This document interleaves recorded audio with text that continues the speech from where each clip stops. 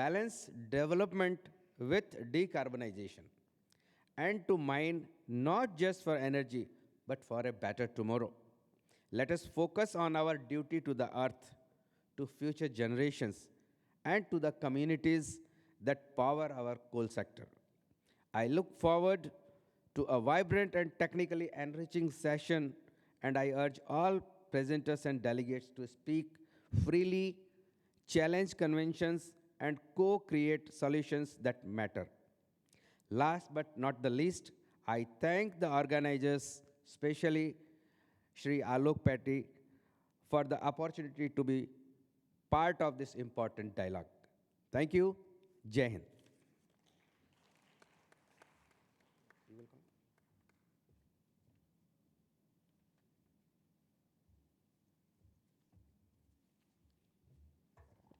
So, respected chairpersons, you may use mic whenever you want to. And now, with the permission of the yeah, so now I request the co-chairperson of the session, Sri R.P. Ritolia sir, to share his remarks.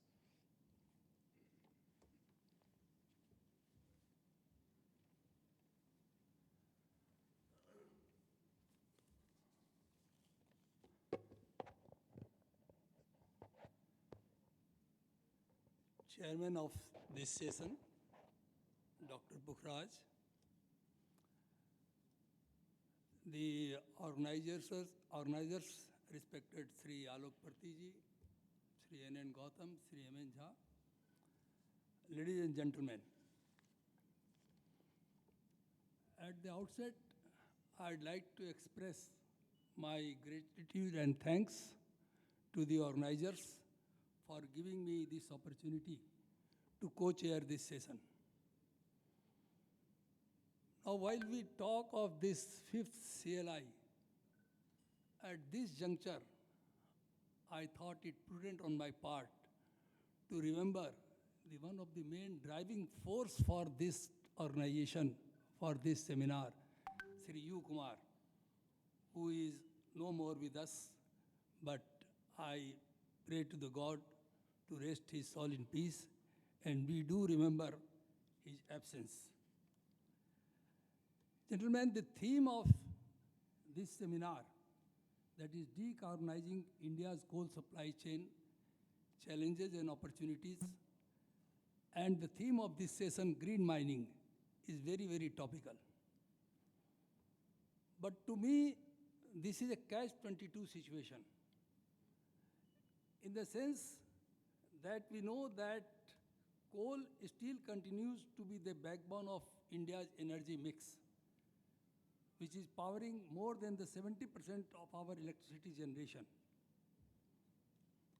We have a gigantic task of reaching 800 gigawatts by 2030, and maybe if we talk of Viksit Bharat by 2047, then the task is still enormous. Having said this, this is also a fact, though we have been talking that coal is a sunset industry, but then evening is too far, it appears to me.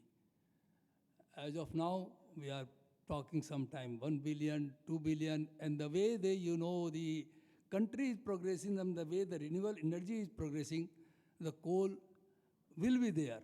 But can it be there? Because the environmental, you can see the devastation. If we play with the nature, everybody is waiting, everybody is watching that. So therefore, the responsibility lies on us who are associated with this coal industry, that if coal has to be there, it cannot remain in the way it is now, in the present form. It has to change. It has to, when we talk of it, has to be environment friendly, what we call it as green mining. We have heard a lot during the inaugural session. Now, therefore, it is essential to make coal cleaner, more efficient, and environmentally responsible while we prepare for the future energy mix. Now we'll talk of the clean coal technology or the green mining. It is a pathway to balance energy security with climate responsibility. And there are lot of initiative has already been done. Lot has been talked during the inaugural sessions, like coal bed methane, coal gasification, coal washing and beneficiation. But while implementing clean coal technology, it is not only the technology, it also calls for a robust infrastructure and user-friendly networks. We have to make investment in modern coal washeries. Yes, there is already some initiative has been taken up, but I mean, we have to forget the old system of washing, and the large-scale washing near coal mines should be modernized with water-efficient and automated system. Then we could have an integrated gasification facilities. They have been developing cluster-based coal gasification hubs with shared utilities can bring down the cost barrier and make projects commercially viable. We were just during the tea session talking about these aspects with NTPC chairman and the others. CBM development already initiative has been taken, but lot more is to be done. But I must tell you, yes, because one of the companies associated with the CBM development, the Reliance has got 800 square kilometer CBM block in Sadol, and they are doing excellent job in Eastern Coalfield, Eastern region. We are already finding that Eastern gasification and SR. And then digitization and smart logistic. We have heard Dr. Sen in the morning session. This is IoT-enabled coal handling, smart wagons, and optimized rail and road logistic will lower transport emissions and improve supply chain efficiency. Now, when we talk of this clean coal, no conversation on clean coal is complete without we talk of ESG. Now, it is a very important environmental, social, and governance principles.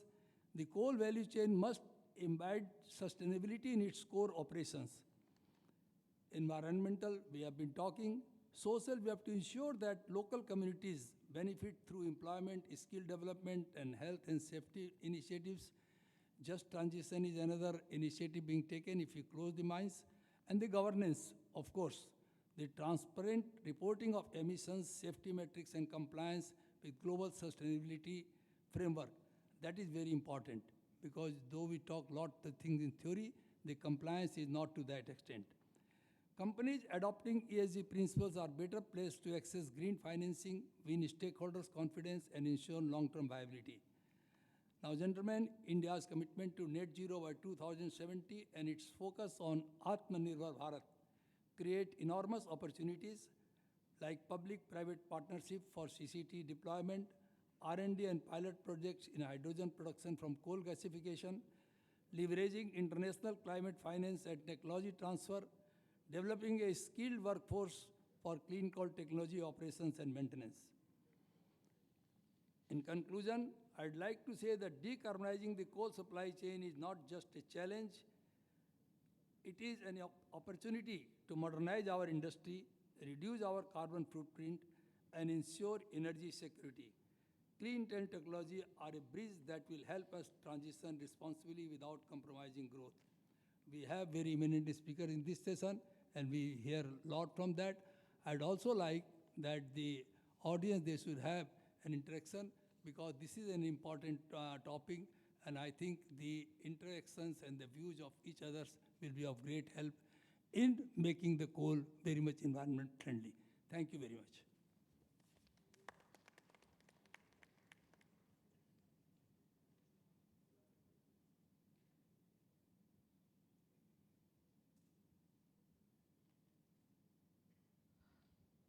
Now I invite our first speaker, Dr. Deepanjan Mazumdar. He is a senior principal scientist, NERI, and he'll give a talk on potential environmental benefits of first mile connectivity in coal mines. So over to Dr. Deepanjan Mazumdar. Good noon, everyone. I'm just waiting for the presentation to be uploaded.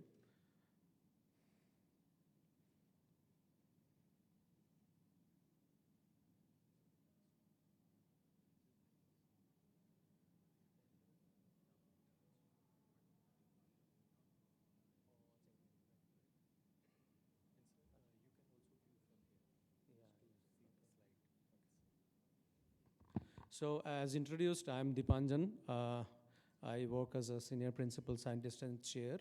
I'm heading the zonal center of CSR NIRI. So why I'm here is because NIRI is working on environmental aspects of coal mines. So we are largely involved in Coal India Limited and with its subsidiaries in various kinds of projects, environment-related projects. So as a disclaimer, I'm not a mining expert per se, but yeah, I know a little bit of coal mines since we keep on visiting, and of course we do many aspects on environment. So that's a limitation for me. But anyway, I'm going to talk on first mile connectivity that you all must be aware of. And because first mile connectivity is one of the flagship projects of Ministry of Coal. And there are so many mines have been taken up, and maybe within short span of time, everyone has to do this first mile connectivity for coal dispatch. So,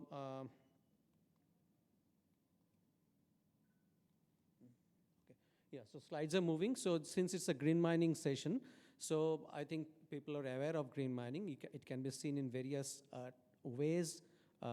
Like for example, the cardinal principles of green mining is environmentally sustainable mining.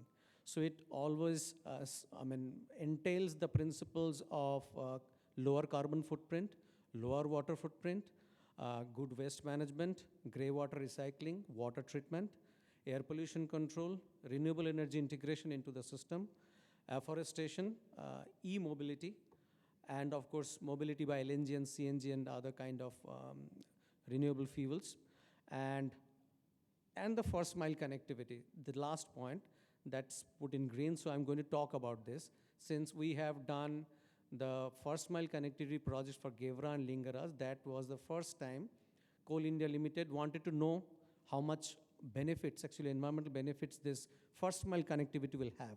So we did this project for them in these two mines. So first mile connectivity, you may be knowing that it's kind of in a urban system. If you are moving from your home to office, and if you're being connected by a major transport corridor, maybe by a big metro rail system or a circular rail system. So the first mile connectivity is the portion which you take, or the kind of mobility you take from your home to that main transport, the kind of transport mode that is